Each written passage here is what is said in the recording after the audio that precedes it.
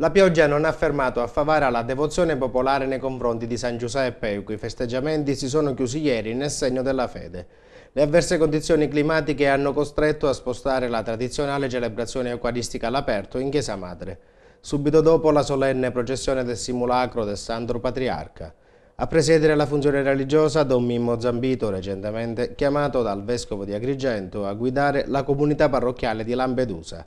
Diversi fedeli che tra i vicoli del centro storico hanno accompagnato il simulacro. Ad alletare la processione le note del complesso bandistico Giuseppe Lentini di Favara. Probabilmente a causa delle non rosee previsioni meteo, gli organizzatori hanno deciso di non chiudere i festeggiamenti con i classici giochi pirotecnici. Il tempo invece è stato clemente sabato sera quando in piazza Cavour si è svolta la serata conclusiva di Sicilia Idol, lo spettacolo organizzato dall'Accademia Palladium di Favara. Sul palco artisti e giovani promesse siciliane hanno intrattenuto il numeroso pubblico presente, presentatore dello spettacolo il giornalista Salvatore Fazio.